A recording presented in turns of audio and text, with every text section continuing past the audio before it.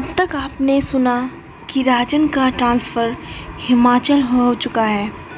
वह हिमाचल पहुंच गया है। वहां जाकर उसने एक नया घर ले लिया है। उसे रहते हुए अब 1 महीना हो चुका है और नदी और उसकी माँ आने ही वाली है। रात काफ़ी हो चुकी थी। वह घर के लिए निकला था तो उसे रास्ते में पीहू उसके बाद घर पहुंचा और खाना खाने लगा। तो पहले माया आई और माया ने उसे एक माता की मूर्ति लेके उसके बाद फिर से माया उसके बहुत करीब थी। मैं माया को महसूस कर रहा था कि अचानक दरवाज़े की घंटी बजी। दरवाज़ा खोलकर जब राजू ने देखा तो वह सुन्न रह गया और उसके पैरों तले ज़मीन खिसक गई। अब बढ़ते हैं आगे। हेलो दोस्तों, कैसे हैं आप सब? उम्मीद है अच्छे होंगे। तो दोस्तों, आज की कहानी पिशाचनी का पार्ट 3 देखते हैं आगे राजन के साथ क्या क्या होता है। हाँ, अगर इससे पहले आप इस चैनल पे नए आए हैं तो अभी सब्सक्राइब करके बेल का बटन ज़रूर प्रेस करें ताकि मेरी आने वाली हर कहानी सबसे पहले आप तक पहुंचे। अगर आप चाहते हैं कि मैं आपकी कहानियों को अपनी आवाज़ में सुनाऊं तो आप मुझे इंस्टा पे भेज सकते हैं। मेरी आईडी है 2020 फिज़ा। तो बिना देरी किए कहानी को पूरा सुनने के लिए बने रहे फिज़ा के साथ। राजन ने दरवाज़ा खोला तो वह सुन्न पड़ गया। उसके पैरों तले मानो ज़मीन खिसक गई। राजन ऐसा हो गया मानो जैसे वह किसी ठंडी जगह पर जम गया है। सामने माया खड़ी थी। राजन भले ही कुछ नहीं कह पा रहा था पर उसका दिमाग बहुत तेज़ी से काम कर रहा था। उसके दिमाग में सैकड़ों ख्याल आ रहे थे। माया तो अंदर थी। माया अंदर है तो ये कौन है? ये भी माया है तो वो कौन थी? मिसेस माया, आप अभी भी दरवाजे पे खड़ी थी? मिसेस माया, मिस्टर राजन। राजन ने ऐसा महसूस हुआ जैसे कि उसे किसी ने खींच के तमाचा मारकर होश में लाया है। जी मिसेस माया। राजन फुर्ती के साथ पीछे पलटता है देखने के लिए कि जो पीछे है वह कौन है, पर वहाँ अब कोई नहीं था। ऐसे कैसे हो सकता है? यही तो थी, अभी थी मिसेस माया। मेरे इतने करीब थी, मैंने उन्हें महसूस किया पर अब वहाँ कोई नहीं है। राजन ने सोचा कि मिसेस माया से कुछ बोलने से पहले एक बार पलटकर देख लें। माया, मिस्टर राजन, मैं यहाँ देखने आई थी कि आप मेरी कही हुई बात को कितना गौर से समझ रहे हैं, पर मैंने देखा कि आप बिल्कुल भी गंभीर नहीं हैं मेरी बात को लेकर। खैर, आपको एक माता जी की मूर्ति दी थी मैं तो अपने पास रख ली। राजन, हाँ मिसेस, मैं मूर्ति रख लिया है वहीं टेबल पर। और राजन ने पलट कर देखा, वहाँ कोई मूर्ति नहीं थी। माया, मिस्टर राजन, वहाँ कोई मूर्ति नहीं है। राजन, ऐसा कैसे हो सकता है? मैंने मूर्ति वहीं तो रखी थी। मूर्ति कहाँ चली गई? माया, कोई बात नहीं मिस्टर राजन, आपने जल्दबाजी में घर में कहीं रख दी होगी, आप भूल गए होंगे। खैर, कल आपकी पत्नी और आपकी माँ आ रहे हैं ना? राजन बोलता है, जी मिसेस माया, कल मेरी माँ और मेरी पत्नी निधि आ रही है। माया बोलती है, ठीक है मिस्टर राजन, अब मैं चलती हूँ। माया वहाँ से चली गई। माया तो चली गई और बहुत सारी पहेलियाँ छोड़कर चली गई। राजन अभी भी उन्हीं में उलझा हुआ था, अभी भी खुद से ही सवाल करे जा रहा था कि जिनका उसके पास कोई जवाब नहीं था। माया अगर बाहर थी तो अंदर कौन था, और अगर माया अंदर थी तो बाहर कौन खड़ा था? क्या मैं माया जी के बारे में बहुत ज़्यादा सोच रहा हूँ? क्या उनके यहाँ ना होते हुए भी मैं उन्हें महसूस किया? यह सब बहुत गलत है। मैं एक शादीशुदा आदमी हूँ जिनके बारे में नहीं सोचना चाहिए। एक शादीशुदा और अच्छे परिवार की महिला है। माया ने मुझे माता जी की मूर्ति दी थी। मूर्ति कहाँ चली गई? मैंने तो टेबल पर ही रखी थी। दरवाजे की घंटी पे फिर से बेल बजी। राजन ने दरवाज़ा खोला तो दरवाजे पर पीहू खड़ी थी।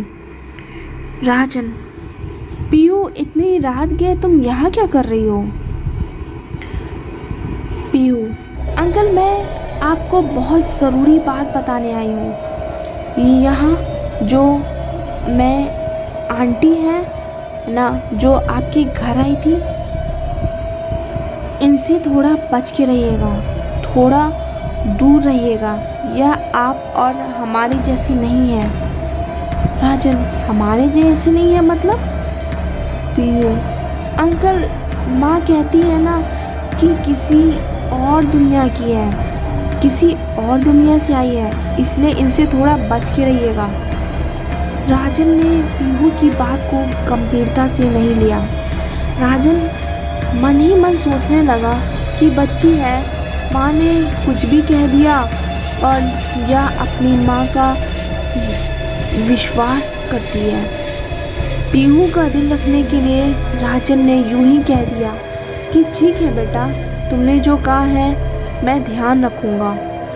राजन, थैंक यू बेटा, पर इतनी रात गए तुम घर से बाहर मत निकला करो, अपना रखो। पीहू मुस्कुराते हुए अपने घर की तरफ चली गई। सोचते सोचते काफ़ी टाइम भी हो गया और राजन का सर चकराने लगा। राजन ने सोचा कि कल माँ और निधि दोनों को लेने जाना है, आराम भी ज़रूरी है, इसलिए सोने चला गया। राजन गहरी नींद में चला गया था। राजन के बगल में माया लेटी हुई थी। राजन ने देखा कि वह एकटक उसे ही देखे जा रही थी। राजन घबरा गया, उसका शरीर पसीने में भीग गया, उसकी सांसें तेज चलने लगी और वह एक झटके के साथ नींद से उठा। राजन ने पसीना पोंछा।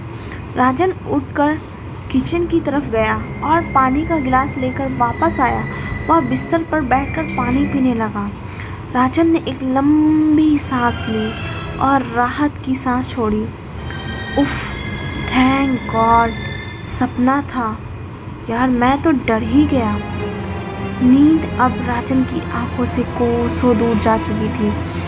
राजन को समझ नहीं आ रहा था कि वह क्या करे, इसलिए एक किताब उठाकर पढ़ने लगा और पढ़ते पढ़ते अब उसकी आंखें लग गई और उसे पता ही नहीं चला। सूरज की किरणों ने राजन के कमरे में दस्तक दी। राजन की बंद आंखों पर जब सूरज की किरणों की रोशनी और गर्माहट पड़ी तो उसने धीरे से अपनी आंखें खोली। राजन अंगड़ाई लेते हुए उठा और कल रात के बारे में सोचकर उसे हंसी आने लगी। बाप रे यार, कैसा सपना था। राजन ने घड़ी की तरफ देखा। अभी तो सुबह ही हुई थी। निधि और माँ को आने में अभी काफ़ी टाइम है और स्टेशन भी यहाँ से लगभग 1 घंटे की दूरी पर है। जाने में मुझे ज़्यादा टाइम नहीं लगेगा, राजन मन ही मन सोचने लगा। राजन किचन में गया, अपने लिए कॉफ़ी बनाई और निधि को फ़ोन किया। राजन, हेलो निधि, तुम लोग निकल चुके हो ना? कहाँ पहुँचे हो तुम लोग? निधि, हम लोग अभी हम लोग वहाँ पहुँचने में 2 घंटे लगेंगे।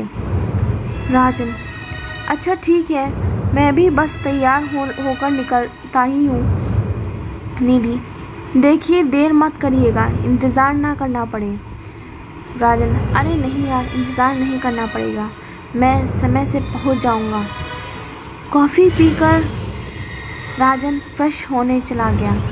उसके बाद तैयार होकर स्टेशन के लिए निकल गया। राजन रेलवे स्टेशन पहुंच चुका था कि निधि की ट्रेन को आने में 20 मिनट थे। राजन वहीं बेंच पर बैठे बैठे इंतज़ार करने लगा। राजन के बगल में एक बुज़ुर्ग अंकल बैठे थे। अंकल, पुत्र जी, समय क्या हो रहा है? तुसी इत्थे नए नए आए हो कि? राजन, हाँ जी अंकल जी, मैं यहाँ नया नया शिफ्ट हुआ हूँ। लगभग 1 महीना हो गया है मुझे यहाँ रहते हुए। अंकल जी, किस जगह शिफ्ट हुए हो पुत्र जी? राजन, इसी शहर में अंकल जी, कांगड़ा में। अंकल जी, बढ़िया है। कौन से मोहल्ले में रहते हो? राजन, नूरपुर। अंकल जी राजन से थोड़ा दूर हटकर बैठे। उन्होंने एक फीकी सी मुस्कुराहट दे दी। राजन को यह सब बहुत अजीब लगा। अंकल अभी तो मुझसे बात कर रहे थे, अभी अचानक ही वह दूर हटकर बैठ गए। इतने में ही निधि की ट्रेन भी वहाँ पहुँच गई। राजन इस बात को ज़्यादा तवज्जो नहीं दी। राजन बॉगी S3 के आगे खड़ा था, जिसमें निधि और उसकी माँ आ रहे थे। निधि की ट्रेन आकर स्टेशन पर रुक चुकी है। निधि और राजन की माँ दोनों ट्रेन से उतर चुके हैं। राजन उनके पास जाता है और माँ के पैर छूता है, सामान को उठाता है और दोनों को चलने का इशारा करता है। वह लोग स्टेशन से बाहर आ जाते हैं और एक टैक्सी करते हैं। टैक्सी बुक करने के बाद वह लोग अपने घर की तरफ निकल पड़ते हैं। टैक्सी घर के गेट पर आकर रुकती है। तीनों लोग उतरते हैं। राजन टैक्सी वाले को पैसे देने के लिए अपनी दाहिनी जेब में हाथ डालता है। इधर माँ और निधि दोनों घर को बहुत ध्यान से देख रही हैं। चाबी निधि के हाथ में है। निधि आगे बढ़कर चाबी से घर को खोलती है, दरवाजे को धक्का देती है। अचानक लाइट चली जाती है। माँ, अब ये क्या? यहाँ आते ही लाइट चली गई। बेटा ज़रा मोबाइल की लाइट ऑन कर।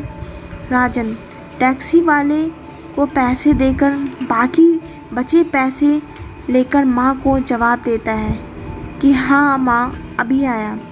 राजन मोबाइल का टॉर्च ऑन करता है और तीनों लोग घर में अंदर जाते हैं। राजन मोमबत्ती लाकर जला देता है। राजन मोमबत्ती की हिलती हुई लौ को देखकर कहता है, आज कुछ ज़्यादा ही हवा चल रही है। हवा से पर्दे भी उड़ रहे थे। निधि, हाँ, यहाँ अक्सर लाइट चली जाती है क्या? राजन, नहीं, आज दूसरी बार ही गई है। वैसे जाती है पर बहुत देर के लिए नहीं जाती। राजन कुछ असहज महसूस कर रहा था। उसे हमेशा की तरह लग रहा था कि कोई उसे देख रहा है। यहाँ आने के कुछ दिन बाद से ही राजन को महसूस होने लगा जैसे कि कोई नज़रें हैं जो उस पर हैं। जब भी मैं इस घर के अंदर दाखिल होता है, राजन इधर उधर देखने लगा। राजन को ऐसा करते देख निधि ने उससे पूछ लिया कि क्या हुआ। राजन ने जवाब दिया, कुछ नहीं। ऐसे ही सब लोग थके हुए थे, इसलिए राजन ने रास्ते से ही कुछ खाने के लिए पैक करवा लिया था। माँ और निधि दोनों फ्रेश होकर आ गए थे। सब लोग ने साथ बैठकर खाना खाया। थके होने के कारण निधि और माँ सोने चले गए। राजन वहीं बैठा हुआ था। शाम हो चुकी थी। निधि थोड़ा सा घर से बाहर टहलने के लिए निकली। मंदिर देखकर निधि खुश हो गई। वह आगे भी टहल रही थी तो वह मिसेस माया से टकरा गई। माया, आप मिसेस निधि राजन की wife, am I right? Nidhi, या right, I am Mr Rajan's wife. Maya, कैसी हैं आप? निधि, बिल्कुल ठीक।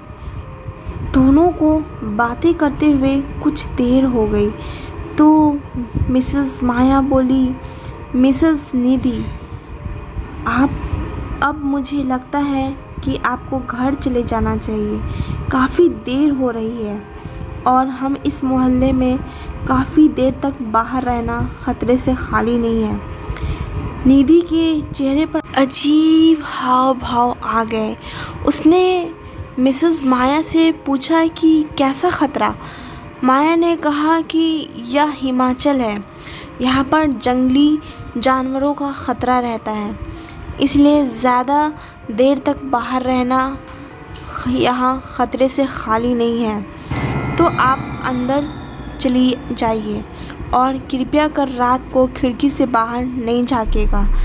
यहाँ पर कहा जाता है कि भटकती रूहें भी होती हैं, तो आप अपनी सुरक्षा के लिए रात को ना खिड़की के बाहर देखिए, ना खिड़की खोलिए, ना दरवाज़ा खोल कर रखिए।